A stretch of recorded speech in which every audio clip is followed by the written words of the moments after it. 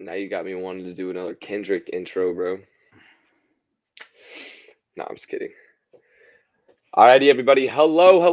Welcome in and welcome back to another episode of the Going the Distance podcast. My name is Ryan Bennell, and alongside me is Elijah Span. We are currently live on all platforms: YouTube, Twitch, Twitter. It is November 2nd, Tuesday night. We are just coming off of our 50th episode special on Thursday, which huge thank you to everybody that tuned in for that as well. I'm being told now that I need to. Oh, yep. All right, there's a fix right there. I probably already sound a lot cleaner. We're just going to keep rolling into the intro. But anyway, we got a great episode planned today, coming off that big 50th episode special. Huge thank you to everybody that tuned in. That was by far our biggest podcast episode. I think, Elijah, what are we at now? Like something around 700 views on it? Last time I checked, it was 600, but we could be up to 700 by now, which is nice. Yeah, it worked. I definitely blacked out for like the last 30, 45 minutes of that 2.5 hour podcast. So thanks, guys. Don't remember what I said. So yeah, that was a long one. It was a beautiful, emotional rant. It was a very poetic way to end the podcast. Oh, great. Good. But yeah, anyway, we got a great episode planned for today. We got college football talk. The playoff committee just released their first official rankings literally an hour before we went live. So we have our full reactions to that. Going to be talking potential scenarios and whatnot.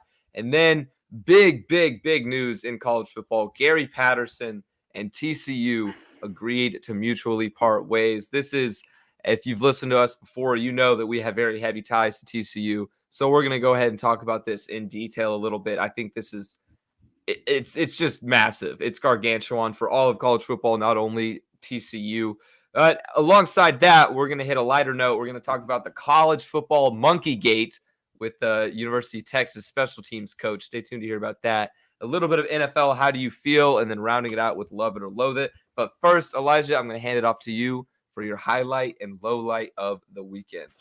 So I'm going to make it. I just went ahead and did two highlights because we both had the same low light, which is obviously Gary Patterson leaving, which we will talk about soon.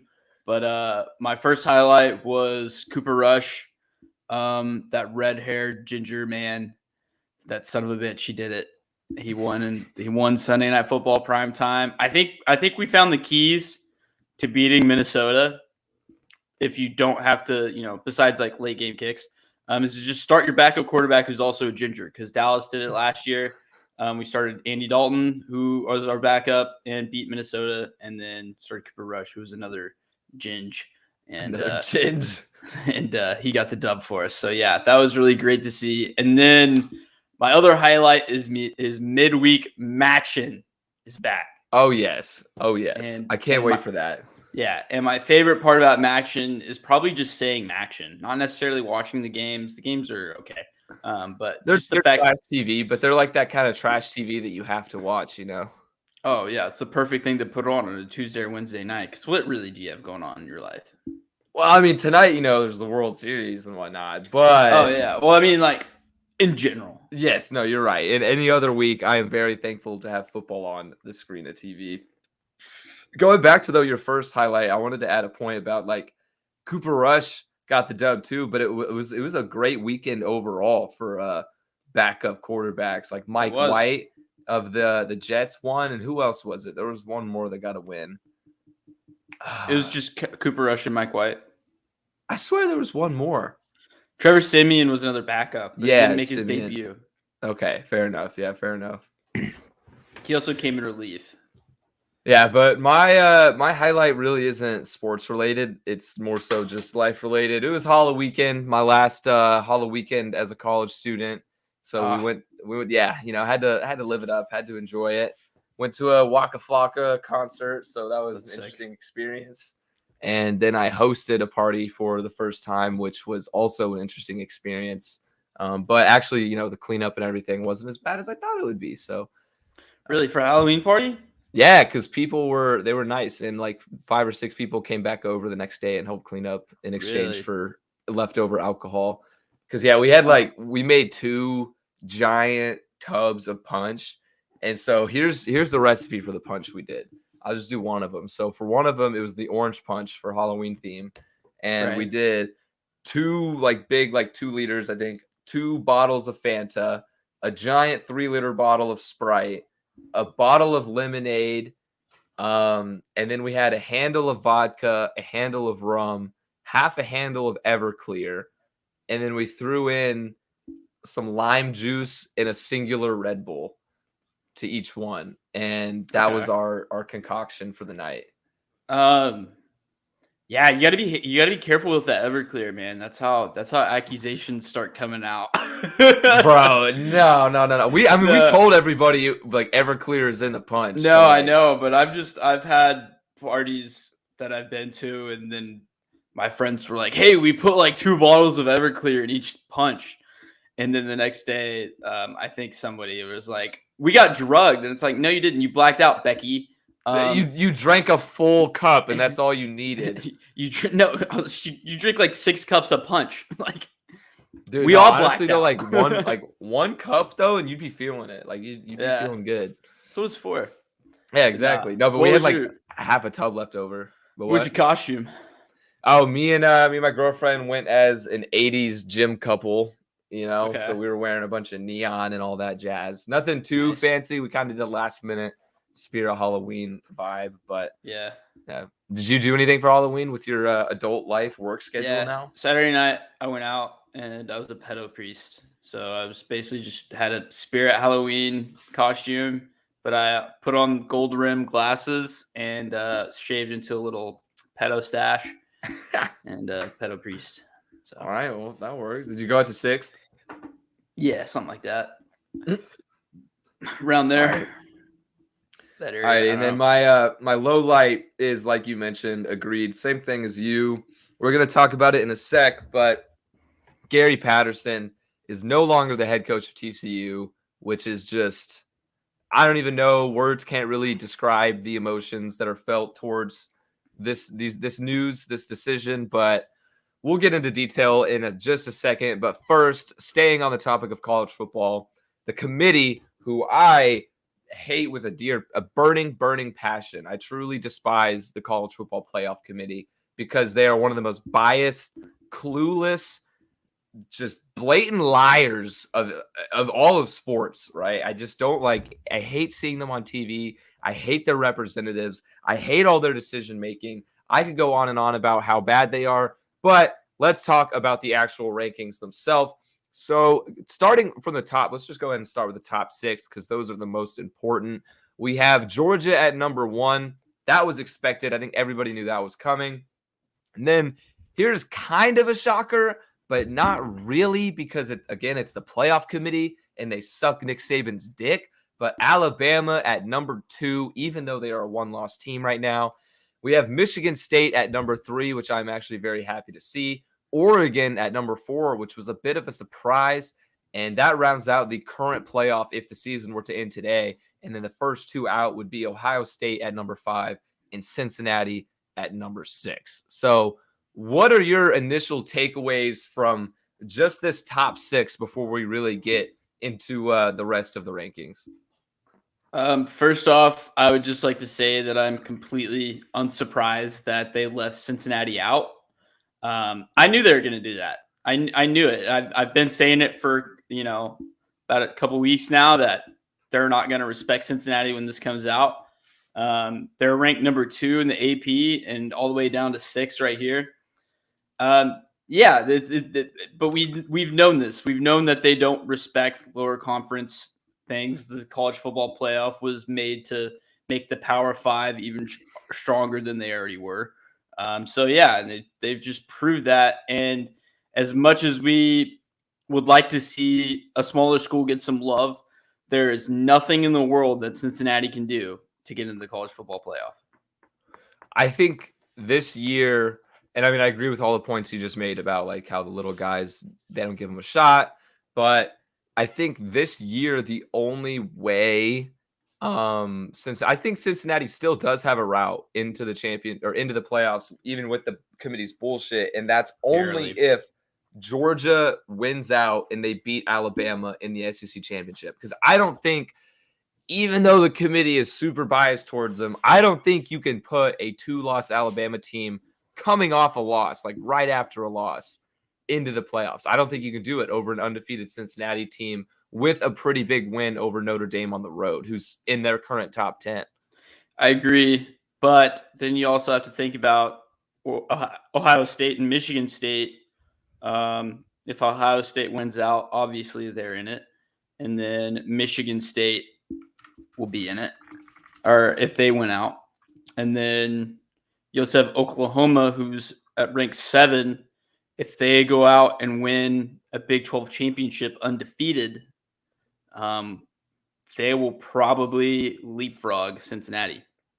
Oklahoma. Yeah, see, Oklahoma's kind of a weird one in this because I don't think my original playoff prediction was Georgia, Bama, Michigan State. I had the top 3 right, but then I thought number 4 would have been Oklahoma simply because they're 9-0 right now in, what I think as one of the better conferences in the country.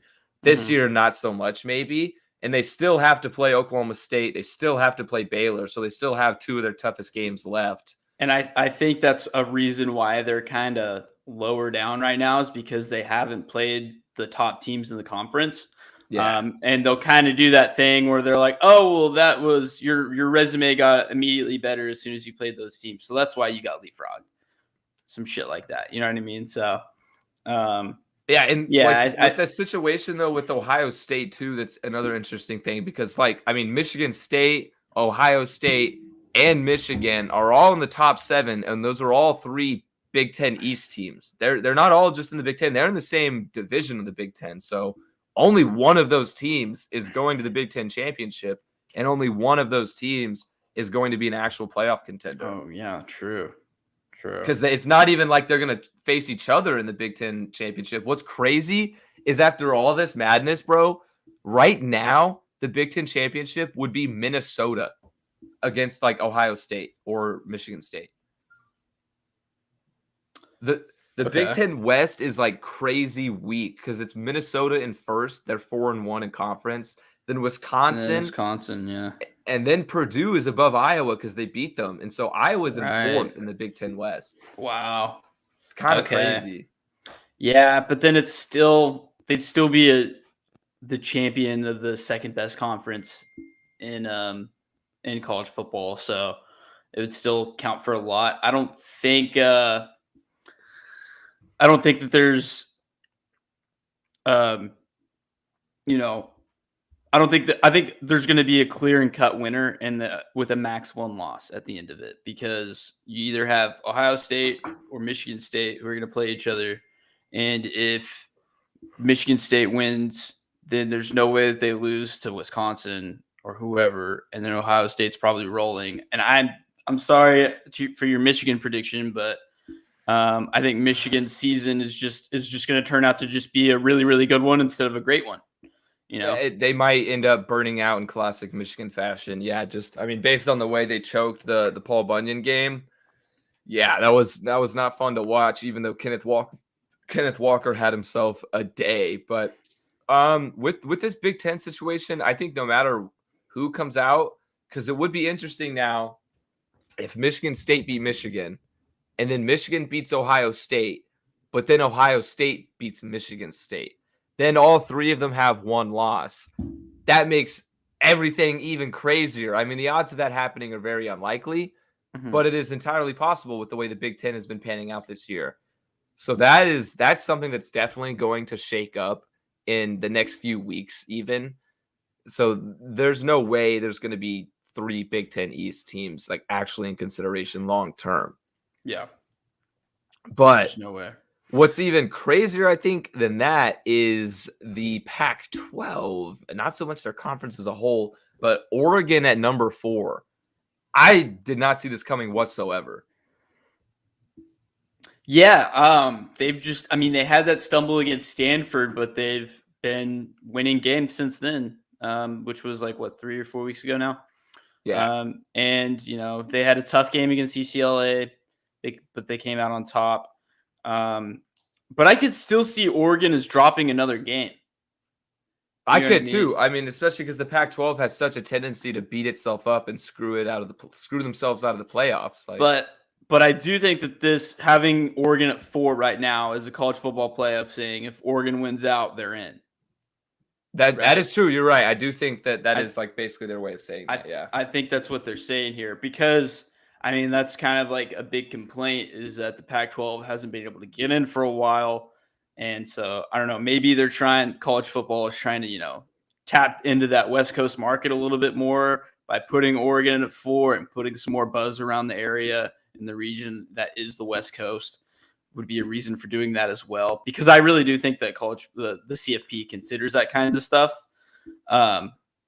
So yeah, I mean, like, and I don't think it's the worst, most atrocious decision that the committee has ever made, but all I know is that they're full of shit, and we're just going to continue to scrutinize their rankings week after week. Yeah, no, I will never get tired of shitting on and just completely disagreeing with the committee's rankings. And I mean, they've been doing a bad job for 7 years now, but this all around, I agree with you that this Oregon ranking wasn't terrible. Like, I'm honestly not super upset about it. It was just a little bit unexpected based on what they have done in the past, It isn't like, I don't think it's like a great spot to put them in, but like, I don't think it's egregious, Yeah, no, it's really not. I mean, they're a good football team, but they don't have CJ Verdell either, who is considered, their best player, depending on your perspective. You could say Anthony Brown, but Verdell was a Heisman candidate early season. Oh, Thibodeau. Yeah, true. Yeah, but here's one thing I want to think about too, though, is what about Wake Forest in the ACC? Bro, I've been waiting to talk about Wake Forest. What if they finish out undefeated? Dude, there is so many situations right now that could potentially pan out. It's like it's so much fun as a football fan, even though our team is completely out of the mix. But yeah, Wake Forest is the underdog I am rooting for. I think Sam Hartman, their quarterback, is an absolute beast. He's launched himself into I think he's like number 6 right now in the Heisman rankings. So good for him. They're balling out. They have no defense whatsoever, but it doesn't matter whenever your offense can put up 70 points a game. Yeah, no. What they put up against Army? What was that score line? 70-56. Yeah, that's nuts. Bro, and Army is like famous for playing games that are 25, 24 combined points. That's it. Like they're always super low scoring, but Wake Forest was just dropping 70-yard plays left and right. So yeah, like would a undefeated Wake Forest team lose out in a situation where it's Alabama wins out and then you have a 1-loss Georgia and a 1-loss Bama? Does the committee put both of Georgia, Bama in and probably Ohio State? Let's just say Ohio State or Michigan State. Those two are interchangeable, I would say.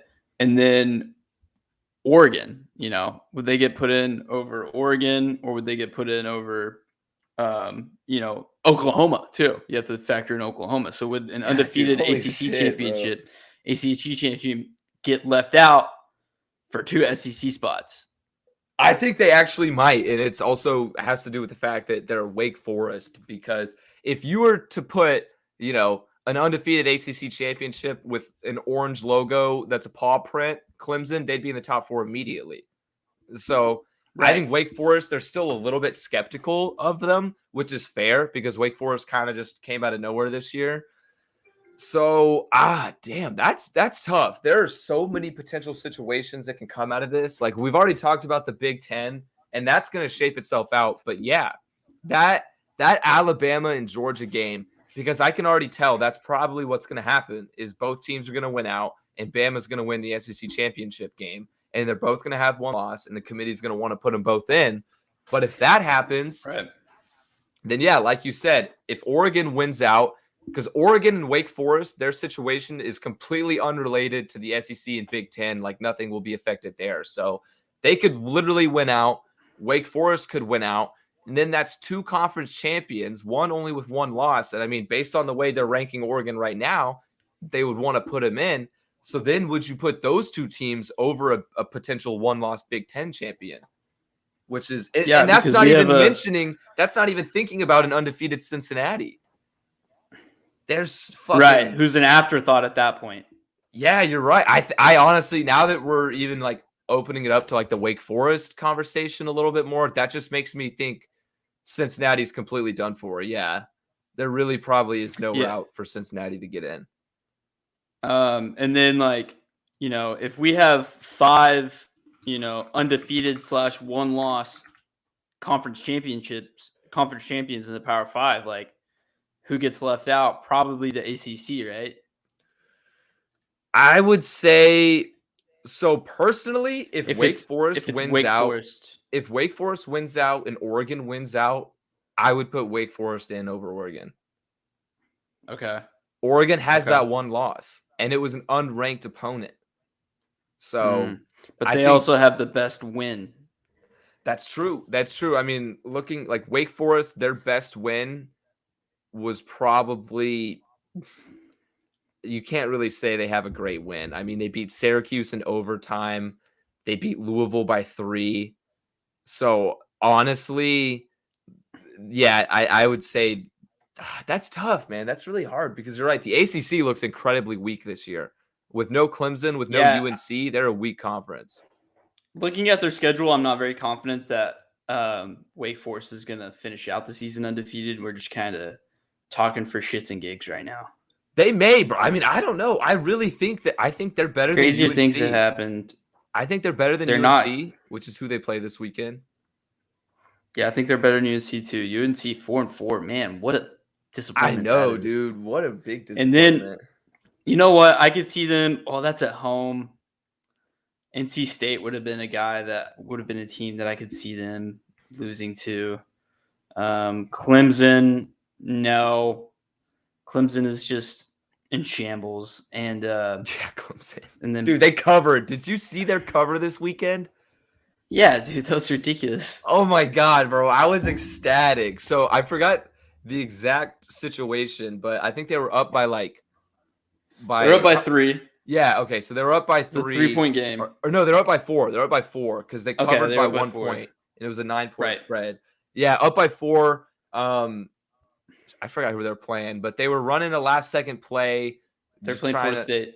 Yeah, FSU. So FSU was trying to do like a hook and ladder type last-second play.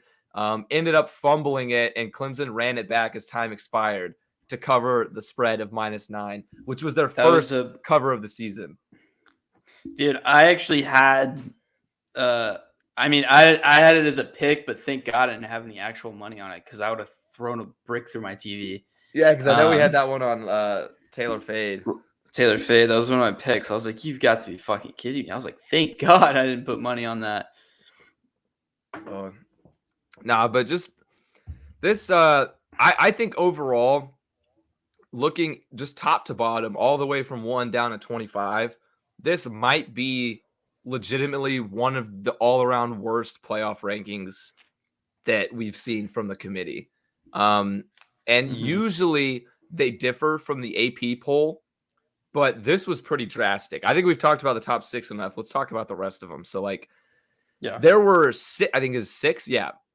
6 teams that are ranked in the AP top 25, not in the college football playoff. And that is, one of them is super aggravating, an 8-0 UTSA team. I don't care what conference they're playing in. They're 8-0. They deserve a low ranking. They're number 16 in the AP poll. Didn't get a ranking here.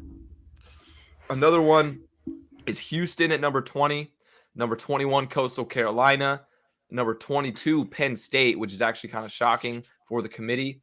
Number 23, SMU. And number 24, Louisiana. And do you notice a trend there, Elijah, with those teams? Yeah, they're all Power 5 teams. Group of 5. Oh, yeah, that got left out? Yes. Yeah, that's what I meant. I meant the teams that replaced them. They're all group of 5 teams. And I mean, I get that argument, but then I find it pretty weird that they decided to still stick in Fresno State and San Diego State at 23 and 24. It seems like the committee has a weird form of respect for the Mountain West, yet they just completely disregard the American Athletic Conference. I mean, even Cincinnati. I was going to say outside of Cincinnati, but they still disrespect Cincinnati. Yeah, it's interesting because you have UTSA is undefeated. Fresno State has 2 losses. Houston's 7-1, right? And they're sitting at number 20. Yeah, they just bumped up because they beat SMU.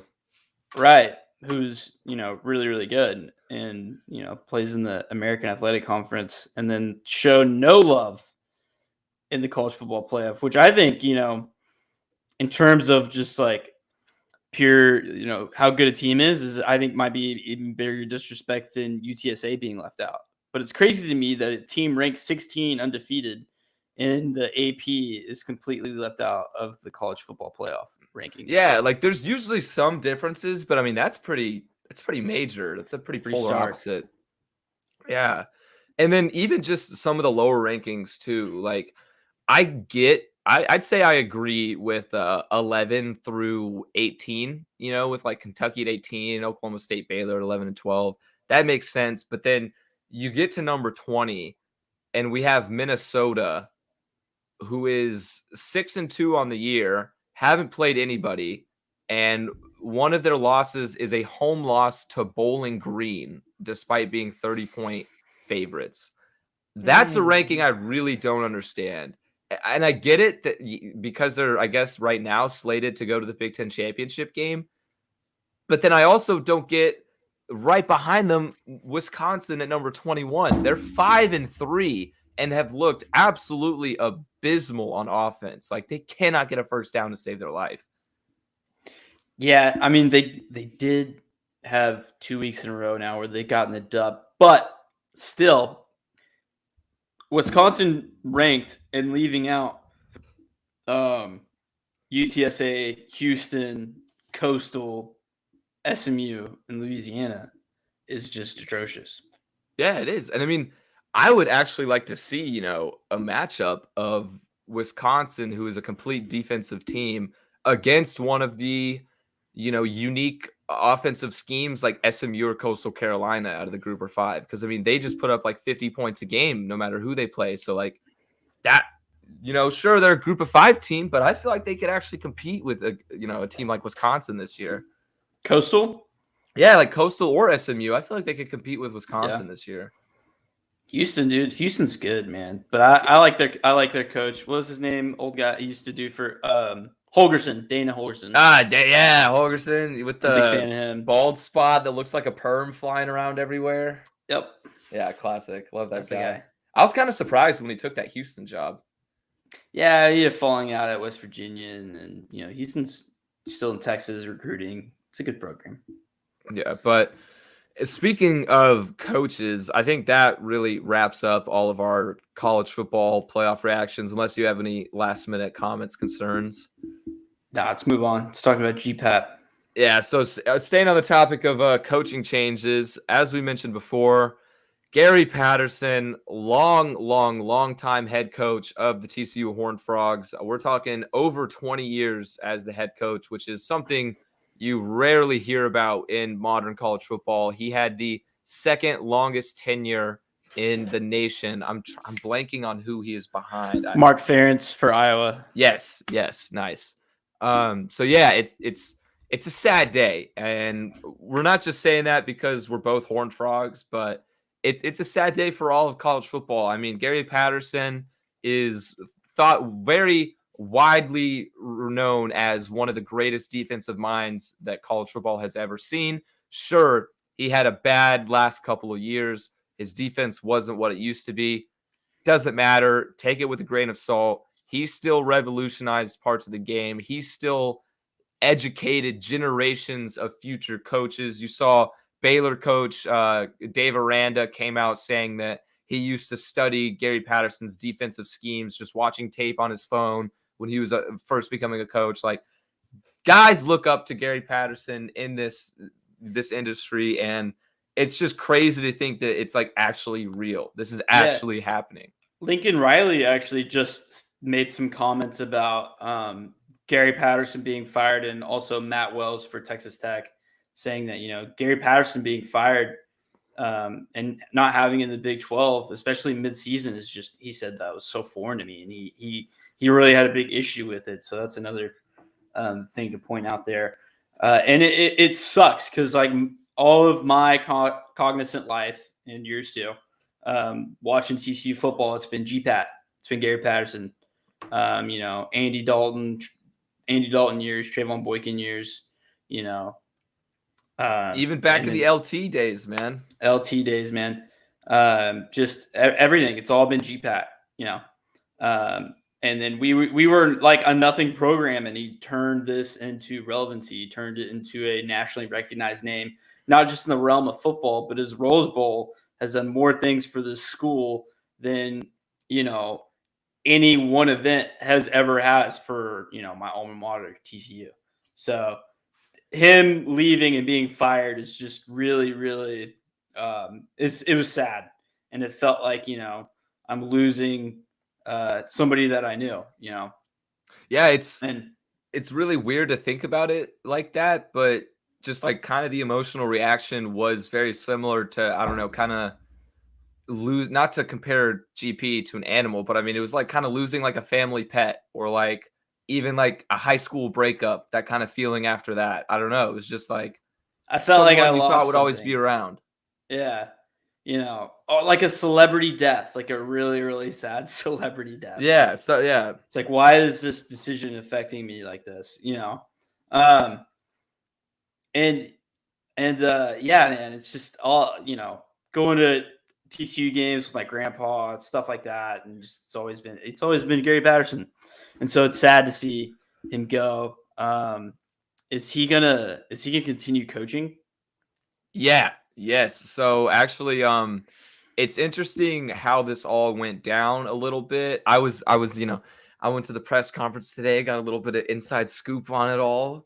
And both the athletic director of TCU, Jeremiah Donati, and our new interim head coach, Jerry Kill, both said, like, without a doubt, they are very confident that Gary Patterson will be coaching somewhere else, that he's not done, because this wasn't necessarily a direct firing of Gary Patterson, because like you've said, the timing of this is almost what's the most surreal part, because you would like to think with a legacy as great as Gary Patterson had, you want to get the storybook ending, but sometimes the magic runs out before the final chapter, and that's what happened in this case.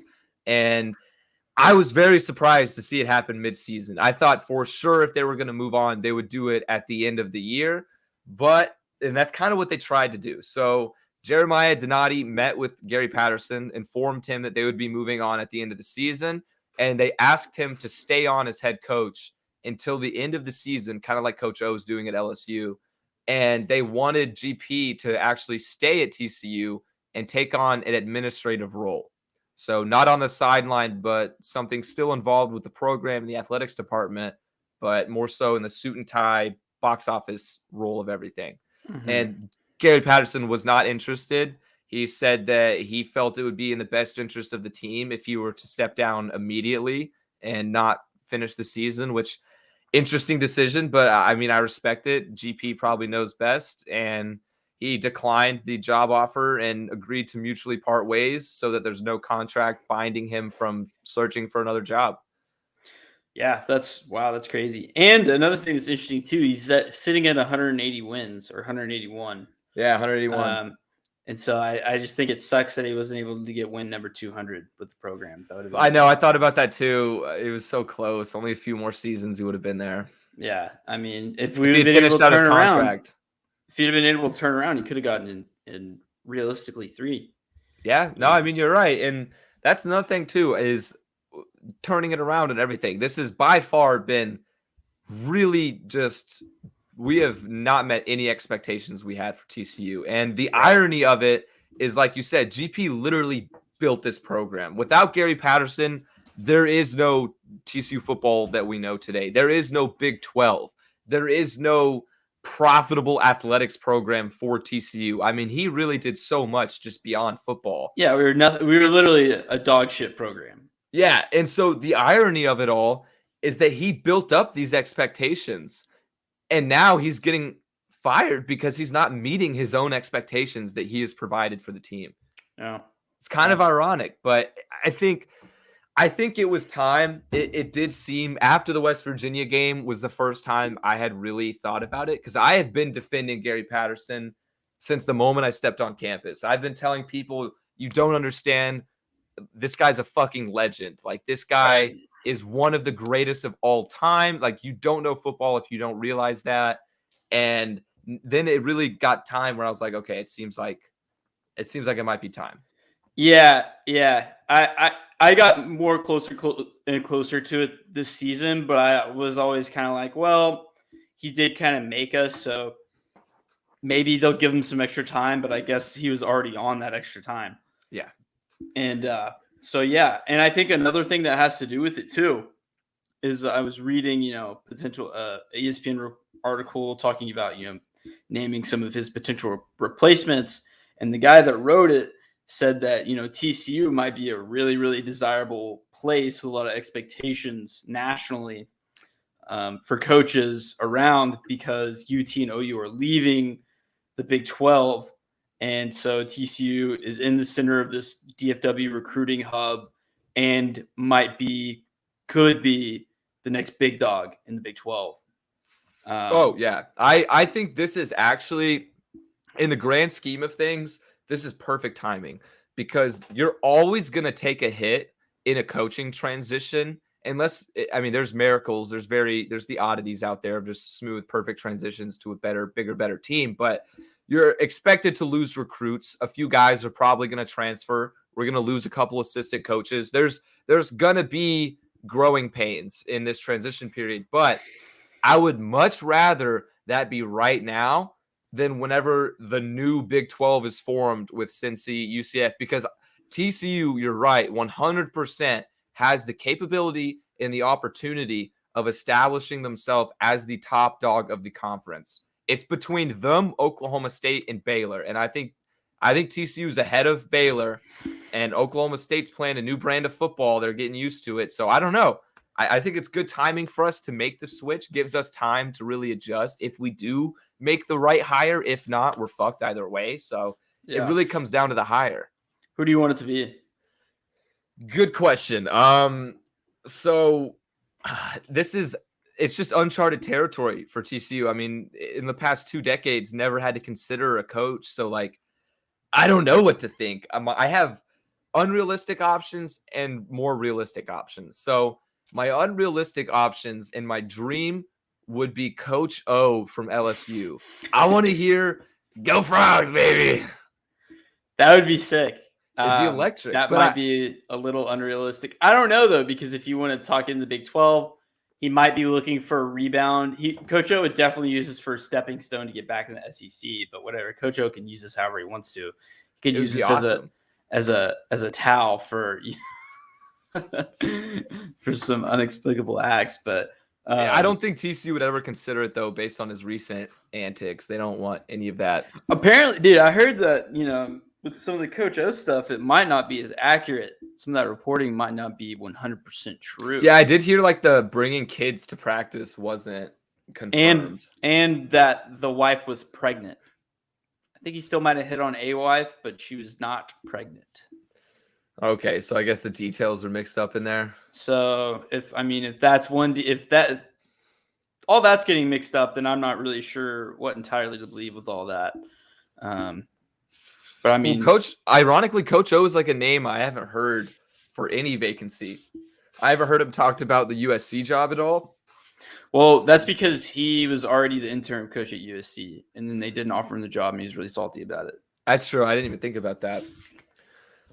So Coach O would be my unrealistic choice because I don't think TCU would hire him, but that would be electric. And then my other unrealistic option, and this would be a dream come true, is I want Lane Kiffin in a TCU polo on the sidelines. Give that man $10 million a year. I don't care what it takes. Pull him away from the SEC and let him run his offense, bro. Just let him do his thing. That's definitely a lot more realistic than Coach O. You think it's more realistic to get Kiffin, really? More unrealistic to get Kiffin. Oh, okay. I was about to say, yeah, unrealistic. No, yeah. Kiffin, because I would argue that probably Ole Miss might be a better job than TCU. I would disagree. I think they're similar. I don't. It depends on your perspective because you can argue SEC. So that's what I'm saying. I think if he leaves Ole Miss, he'll probably go to like LSU or something. So he could, because he's In his mind, he thinks he can win national championships. He does. And hey, man, he could do it with TCU, bro. I would love that, but TCU is not looked upon like one of those places where you could do it. LSU is. I agree. And that's why they're my unrealistic options. But my more realistic options, I again have two, is Sonny Dykes, the current SMU coach, who has been rumored as kind of the front runner in the Frogs search. Sonny Dykes, he has turned the SMU program around. He's turned them into a top 25 team. Their offense is explosive. I love what they do. He's done a fantastic job at recruiting, brought in some big name transfers like Tanner Mordecai at quarterback. So he has the DFW ties, and it would also be a slap in the face to our little brothers, across the street in Dallas. True. I would love that. And then my last option would be the Louisiana coach, Billy Napier, another offensive-minded coach, has completely revitalized the Ragin' Cajun, took them from, I think it was like a 26 and 50-something record in the 12 years before he got there, and now they're 36 and 10 or something. So he's done a fantastic job. The main reason he's on my list is because I want an offensive-minded coach. In the press conference today, too, our athletic director said he was asked, are you guys going to be considering schemes? Are you going to be looking defensive, offensive? And he basically responded well, I don't think it would make sense to go in the same direction as we did with Gary. So basically he was hinting they want to look for offense. And that I like that. I mean, that's the modern game. Yeah. What about you? What are your choices? I think Jeff Traylor for UTSA would be a cool option, potentially. UTSA is a program that began in 2002. So they're very young, and they've been very bad since they've been, concepted. And this is the first time that they've ever been good. So if we can get a guy like that who can turn a program around, that'd be cool. But really, I'm not necessarily too picky. I just want a name to get excited about. You know what I mean? Yeah. I hope that I'm not let down and it's some random coach that we never even thought of before. Yeah, you're right. I want it to be a hot commodity of some sort. Right. I want it to be a known name. Yes. So, and if it's not, I'm going to be extremely, extremely disappointed. And I think Jeff Traylor is definitely a hot commodity right now and is a known name because of what he's done with UTSA. The only thing that makes me nervous about that hire is, one, he just signed a 10-year contract. Yeah. And so we'd have to they left a buyout clause, a first-year buyout clause. So if we were to pay them $7.5 million, he's ours. But I don't know if it would be worth it. And also what kind of concerns me with Traylor is, even though he's done amazing at turning around UTSA, TCU doesn't need somebody to revitalize and build up a program. Gary's already done all that. Gary has already turned us into what we are. He built up a recruiting pipeline, built up respect nationally. So we need somebody that can basically just improve upon what we've built, adjust and make the correct adjustments. Because I think part of the reason GP struggled was because he was stubborn and kept to his game plan, wouldn't really adjust to the modern game. And that's what we could do with the new coach. But Traylor's exciting. I do think he's a good coach. And he's very offensive-minded. So I don't know. I agree, though. I want a big name. I want somebody that and Deion. What do you think about Deion Sanders, bro? Why would I not want Deion Sanders? Bro. Well, because he hasn't really done anything. I mean, he's coached Jackson State. Whatever. It's Deion Sanders. You're right. Exactly, though. It would be huge for recruiting. Yeah. And, Cowboys fan, Coach Prime. Let's get LaDainian Tomlinson and Deion Sanders as co-coaches for TCU. That'd be cool. Best recruiting class ever. One last thing, favorite Gary Patterson memory before we talk some NFL. This is very tough for me. As you mentioned, you've grown up with Gary Patterson. I'm the same way. I've been going to TCU games since I was one of those little baby infants wearing noise-canceling headphones in my mom's arms. And so there's so many memories. It's hard to choose, but I'm going to go with probably the most basic option, the most famous option. It was the Rose Bowl game. I was at the game. I will never forget just looking around me and seeing a sea of red, just thinking, how the fuck did little old TCU make it here? And after the game, after we won, random strangers just coming up to me on the street like, dude, we just won the Rose Bowl. Like, nobody could believe it. It was just an unforgettable feeling, and that's all thanks to GP. So that's mine. What about you? Yeah, Rose Bowl is definitely one of them. I'll never forget eating Panda Express and watching that fourth quarter. But for me, it'd be a game that I was at is the Alamo Bowl against Oregon, and him changing his shirt from black to purple at halftime to make that comeback. And then he said he'd never wear a black shirt again, which he lied because he wore black shirts plenty of times after that. But it was funny in the moment, and it was cool, and it was an awesome game because it was 31-0 at halftime, and we came back and won it in triple overtime. And I was there for all of it. And I remember the play that we scored our first touchdown. It was 4th and long. We had Brom Kohlhausen starting because Trayvon Boykin was out. I called him the kolache maker because his name sounded like he'd make kolaches for like some Eastern European bakery. And I looked at my grandpa. I was like, let's leave. And he goes, no. And I was like, come on, dude. Like, we're in San Antonio. We got to go home. And he was like, if they score a touchdown on this play, then they're not leaving. And he threw it. And then sure enough, touchdown TCU. We stayed. TCU dub. It was awesome. So, yeah. I was at that game too. And I remember my brother at halftime when it was 31-0, my brother was just like, why did we even come? Like, this was such a waste of money. And then we're like, shut up, Blake. Watch the game. And then we fucking won that thing. Yeah. Oh, good times. That was also top like up there and one of the best. Right. Okay. NFL.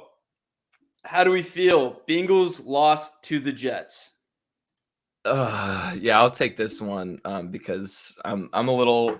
I mean, basically, to answer your question, how do I feel? I feel sad. I don't know how else to put it.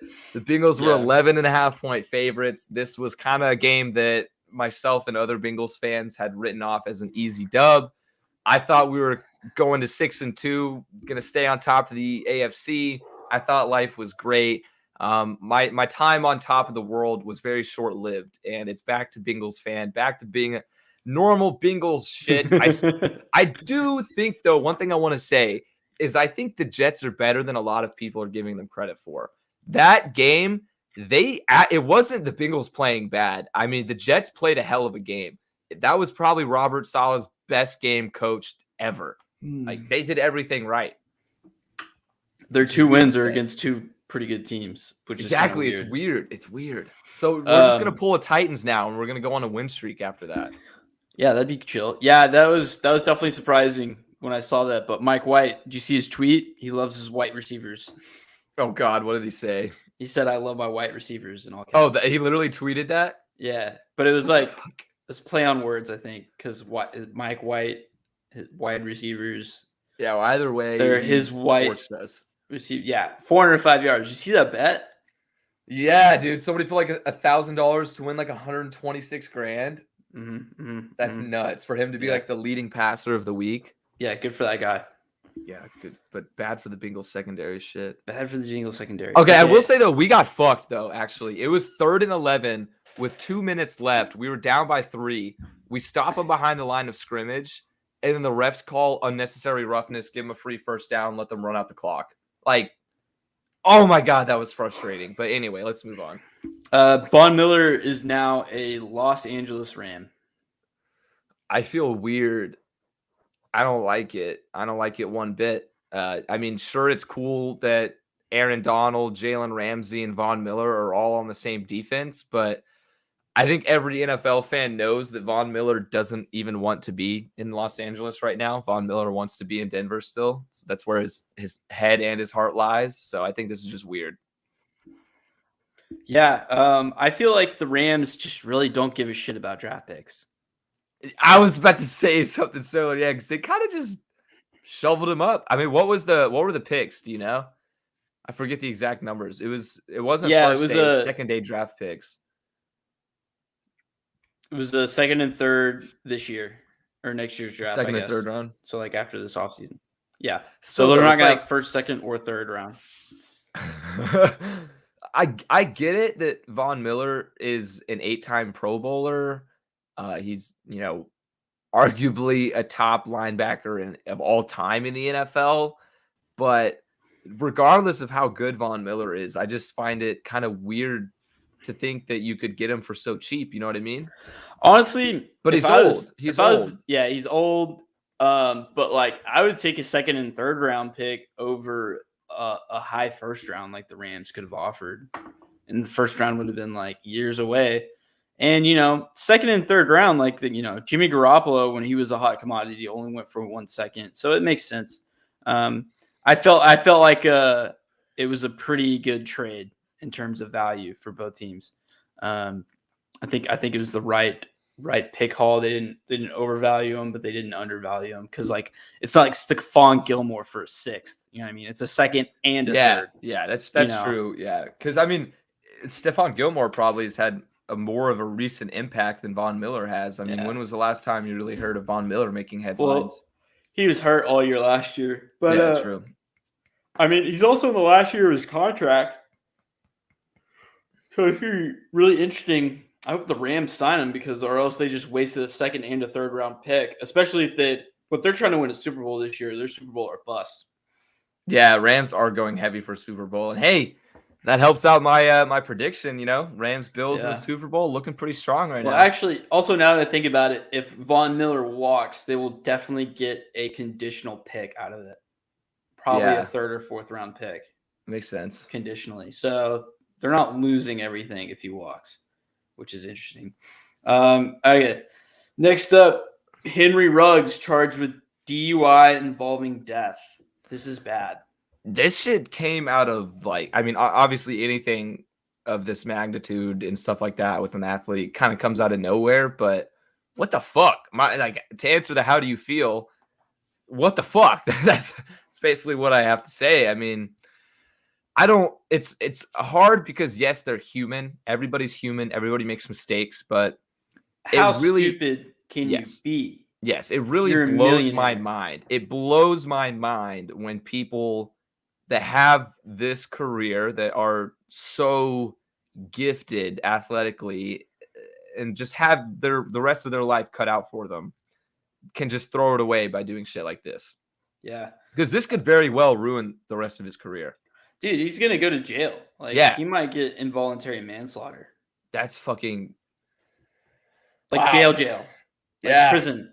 Like Michael Vick. Yeah.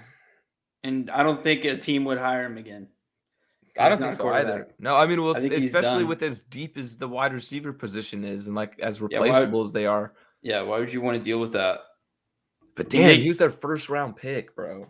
Yeah, but I mean, and I know this is said every single time a guy that is an NFL player gets charged with a DUI. How could you do this when there's literally so many ways to get out of it. It was Uber. It happened Monday night. It happened last night. So it was a Monday night. He was out drinking, and it's like, dude, Ubers aren't upcharged on Monday night. You could have got an Uber. I guess he wanted to drive fast. Bro, even if they are upcharged, bro, you're making millions a year. Millions of gazillions. You could hire a personal driver. You could have a bodyguard / personal. You need a bodyguard anyway at this day and age. Might as well just make him your bodyguard / driver. Do you know the story of whether or not it was his friend or something in the car? Do you know who's the person that died? I have no idea, and I don't feel like speculating. But another interesting thing is that his lawyer believes that Ruggs was not drunk and he was disoriented after the crash because he just got in a car accident. But that might just be lawyer talk. I think that because it was also at 3:30 in the morning. So that is definitely a drinking hour if you're up at 3:30 in the morning and get into a crash. Yeah, we got a comment here that says a lot of teams have personal drivers for their players for this exact reason. Oh, yeah, that's right. It's written in the NFLPA that if you can get to have drivers. Yeah, so then what was he doing then? You're just a fucking idiot. That's the only way to explain it. You're an idiot. Well, fucking heart goes out to the family and everybody involved with the death, but that's just sad and stupid on Henry Ruggs' part. So Anyway, next up, the Tennessee Titans have signed Adrian Peterson and are planning to elevate him from the practice squad onto the active roster. I just think that he's just too old to really make a difference. I do too. This is more of a move to just get the fan base excited after the devastating news. Yeah, I think I'm very surprised that Adrian Peterson's still even in the league. Like, I honestly thought he was gone. I didn't even realize he was still in the gone. League. Oh, he's back now. Okay. Yeah, so like he didn't. That makes more sense. He didn't retire. He just didn't get signed, and he was like, "I'll still play," and then no team didn't want him. So, but now with Henry gone, I really do think that this is more of like a PR RB signing than anything. Yeah, but I mean they're activating him to the active squad, not just the practice squad. So yeah, but I mean, I think probably the backup McNichols will take over on spots, who I did make a waiver claim for in our GTD podcast league, which we lost miserably last week. That was really bad. I don't even want to talk about it. That was a really bad game. We dropped like 80 points against the blanket coverage pod. Where are we at on the waiver wire right now, honestly? Also, kind of random. Just wanted to throw this in there. My Miami Heat just beat your Mavs by 15. Oh, cool. We're bad, actually. So, yeah, low key, it's kind of been surprising. Meanwhile, the Heat are 6-1, and we're fucking killing it. So, shit. Oh, also, World Series update. It's 6-0 Braves in the 5th inning. Braves are gonna win the World Series. Holy shit, dude! I'm actually about to put a live bet on the Astros. What are the odds? I'm about to check because if they were gonna come back, it would be in an elimination game in front of a home crowd. Like, if there was ever a time to come back, and if there was a team to come back against, it would be Atlanta. Let's be honest. 5 runs up. Tro. They choke. I'm gonna feel so bad. Oh, it's 6-0 actually. All right, so Astros money line is plus 1,500. Is that worth a $10 play? I mean, I think it is. Go for it. That'd be an electric win, bro. But I feel like the smarter play would be Astros plus 5.5. Because like I feel like they'll bring it closer. Oh yeah, well I mean, maybe you could just hedge your little $10 bet. Yeah, actually, that's what I'm gonna do. That's what I'm gonna do. So that way, you just if you lose it, or maybe like put 20 on that, and then put 10. So that way, it's just a $10 win. I like that. I like that idea. All right. Anyway, next up, sticking with the Titans, though, or I guess this kind of has to do with just all of NFL, but Derrick Henry and Jameis Winston are both out for the season. Yeah, I feel like Taysom Hill is going to come in for the Saints when he gets over his concussion. That sucks for Jameis because like the Saints are a good football team. I think we found that out this weekend, that they're actually good. They beat the Bucks. So that was surprising revelation because I was kind of discounting them, and I think they're a playoff team, and I still think they can be because they weren't exactly relying on Jameis. They were relying on the running game and the short passing game, and limiting his mistakes, which they can do with Taysom Hill. They rolled with Taysom Hill last year for a time, and I think they went 3-1 or 4-0 during that. I think they'd still found some kind of rhythm with Jameis, though. But I agree, though. They're still a good team. They'll still win some games regardless. I think if any team that's continuing for playoffs would be all right with losing their starter, it was the Saints. I mean, you're right, because they almost went with Taysom Hill as their starter in the first place. So right. Yeah, once he comes back, he'll be decent. I feel a different way about Derrick Henry missing the rest of the season for the Titans. Yeah, Titans are boned. Yeah, he's the heart and soul of that team. It's probably the biggest non-quarterback injury a team could ever suffer. So, yeah. It's like Christian McCaffrey level. Honestly, even bigger probably. Bigger because their Titans are actually good. Yeah. Let's be real here. Yeah, man. That sucks. He's definitely trying to break the rushing record. Not going to happen. Yeah, just tough break for Nashville. It also sucks for like all of our predictions because we all had Derrick Henry in the top 5 for rushing yards, but there's no shot now that he finishes there. True. All right, next up, this is probably my favorite one to talk about. So, how do you feel about Kadarius Toney saying that he didn't start watching football until 2 years ago and never watches games? Very surprised. Kadarius Toney is an interesting character. He's also a rapper. He's called like Young something. Let me look this up real quick. Young something. Wow, very surprising. Kadarius Toney rap name. But yeah, no, apparently like for some guys just play football and don't watch it at all.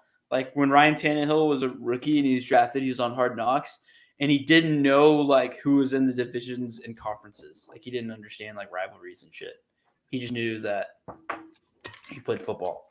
No, I think part of the reason I wanted to talk about this too is because I think it's this is actually more common than people would think.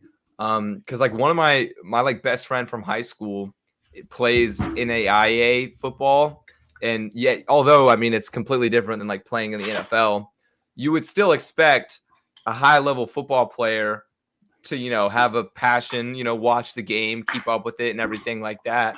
But no, he could care less. Like he knows who's good, but he doesn't watch the games. He doesn't care. Like, yeah. It's he actually plays football. Exactly. He plays football. So I feel like there's a lot more players out there that are like that, which to a football nerd like me seems preposterous, but to somebody that plays the game every day, they don't see a need to watch it sometimes. Right. Or like it's kind of in that same mindset of people who don't play sports video games. It's like, why would I play sports video games when I could play the actual sport? Yeah. I know a lot of people like that. Oh, yeah. And by the way, Kadarius Toney's rapper name is Young Joka. Young Joka. We got a comment here too that says Kadarius Toney also doesn't have eyebrows. Did not know that. What a guy. I don't think I like Kadarius Toney. Why? It's still from that Cowboys game. And the fact that he doesn't have eyebrows. I think he'll be good. I don't have like an opinion on him as a person, but as a player, I think he'll be good. He finally got his chance and he broke out. So, I mean, he did win me in my fantasy league. Well, actually, no, he only scored 7 points, so I'd have won anyway. So, yeah. All right, and then holy shit! What? He doesn't have eyebrows, like at all, bro. You see that? Okay. The fuck? No I mean, honestly, though, that like doesn't look super unnatural, though. I mean, am I crazy? That's gnarly. Hold up, he's wearing a cap on this one. It looks a little bit more. Oh yeah, I'm seeing it now. I just looked it up too. Dude, no way. That's. I mean, I don't know though. Needs to be talked about more.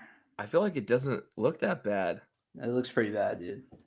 Because like he has a very strong bone right here, like I don't know what that's called, but the bone structure of his face is very like prominent right here on his forehead. So it's like that line of bone serves as his eyebrows almost. I don't honestly like. I barely even notice it. I'm not vibing with it. Okay. Next up, Calvin Ridley is taking a mental health break. How do I feel as a fantasy owner?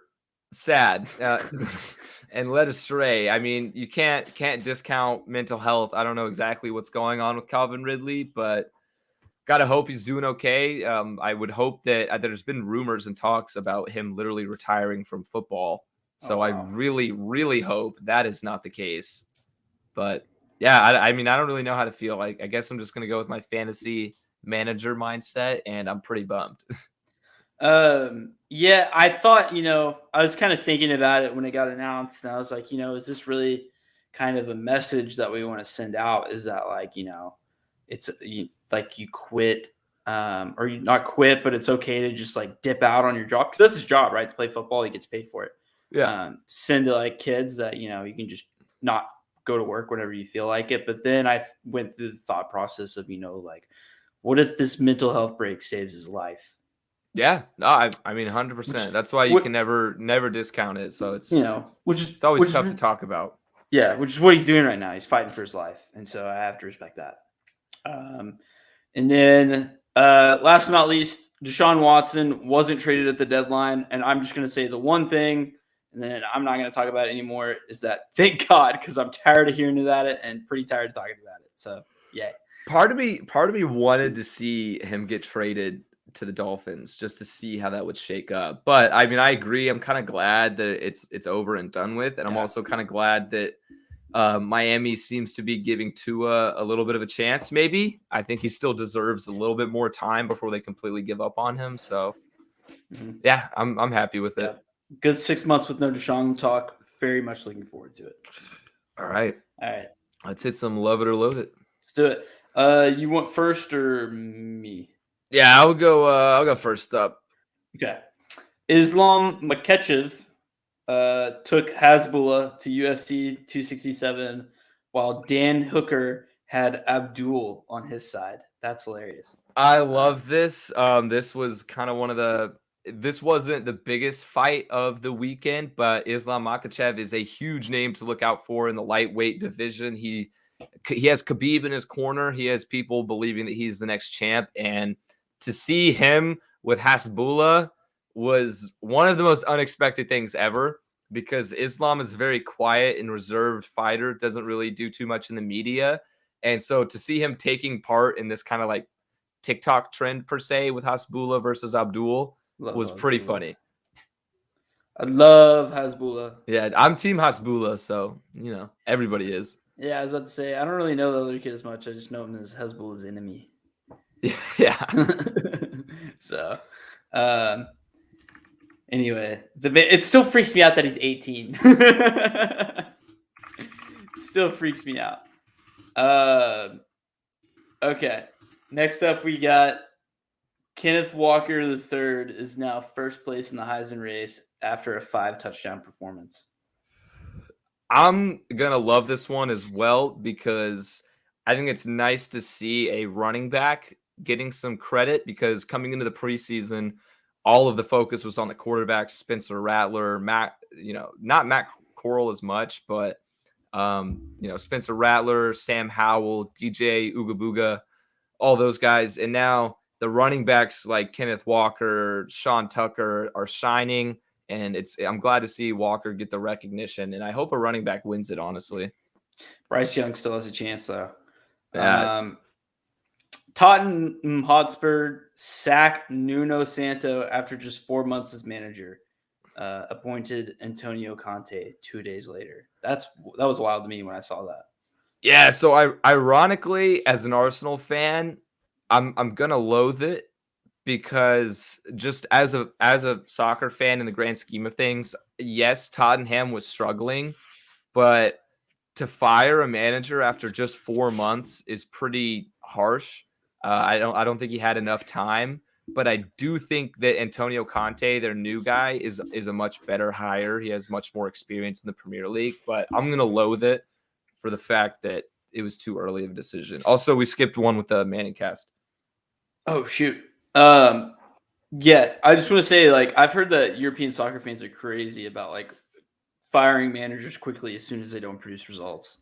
It is kind of a thing. You're right. It happens rather quickly. Usually it'll be like one season, but it's not all too rare for them to get fired mid-season, like Nuno just did. It's crazy. The Manning cast has a curse. Week 1 was Russ and Travis Kelce. They both lost in week 2. Week 2 was Gronk. He lost to the Rams in week 3. Gronk also got hurt in that game. And then week 3 was Matt Stafford, then lost to the Cardinals in week 4. I'm gonna love this one just because I think it's one of those random coincidences that gives us as media people something to talk about and speculate on for no apparent reason other than just because we can. I think it's kind of just funny to see it pan out the way it has. Will it continue? I don't know. Will it be the next Madden cover curse? I doubt it, but it's something to look out for. Yeah, the Madden curse has really gone away the past couple of years. Although nobody's really talked about it lately. Could make the argument for Pat Mahomes this year. Maybe Tom Brady sucked the life out of him when they had their photo shoot together. Yeah, dude, that was a weird cover too. Yeah. But yeah. All right. So switching over to you, the University of Texas special teams coach Jeff Banks had his girlfriend's pet monkey attack a trick-or-treater on Halloween and had to have the monkey's jaws pried off of the kid. Holy shit, that's this is crazy. So like, what the fuck? I love it. It's it's a stupid story. So his girlfriend is a former stripper that also appeared on Jerry Springer. She's known as Pole Assassin. Nice. Lovely name. Banks made a statement defending the monkey, saying the kid went near its enclosure. And this guy isn't some random head coach either. He's actually been in the mix for like some head coaching jobs. So this is definitely a reason not to hire him as a head coach because he's a fucking nut. Anyone who dates a stripper is a little wild. Oh, he left his family for her too. That makes it better. Yeah. Oh, honestly, even better, dude. Yeah, left his wife and kid for her. For Pole, sorry, honey and child, I don't love you anymore. I'm in love with Pole Assassin. It's Pole_assassin for life, baby. Get it tatted. He probably already does. He probably has like Boner Garage. Or no, she's got Boner Garage and he's got no regrets. Dude, I saw too one of the UT players tweeted, "I want a pet monkey," and then he tweeted back and said, "No, you don't." All right. That's hilarious. Next up, the Las Vegas Raiders release Nathan Peterman. I loathe it. End of an era. The Peterman will probably not get another NFL job. Greatest NFL quarterback of all time. One of. All righty. And then last but not least, Marcus Smart calls out his teammates Jaylen Brown and Jason Tatum, saying that everybody knows to stop those guys and they have to pass but are refusing to. Yeah, wow. This is I'm gonna loathe it, but yeah, interesting. The Celtics look like they're crumbling right now. I genuinely think that they're gonna miss out on the playoffs. I don't even see them as a top 8 seed, which is crazy. You might be right. Yeah. All right. Well, that's all we got. I'm actually curious. I really am about to go hop on and watch this World Series game because no way it's really about to just end tonight with a Braves shutout. No way. Oh, and the Braves they have 2 on base and they're at bat again. Oh my God, bro. It's coming to Atlanta. All right. Well, that's all we got for today's episode. Thank you all that tuned in and watched till the end. As always, we will be back. We actually might have a little bit of a schedule change on Thursday because my work schedule changed. So we may have to do it a little bit later.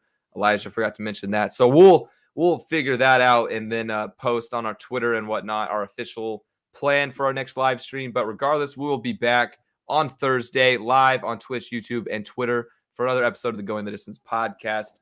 So thank you all for listening. Elijah, any last minute comments? No, I'll see y'all guys on Thursday. All righty. Peace.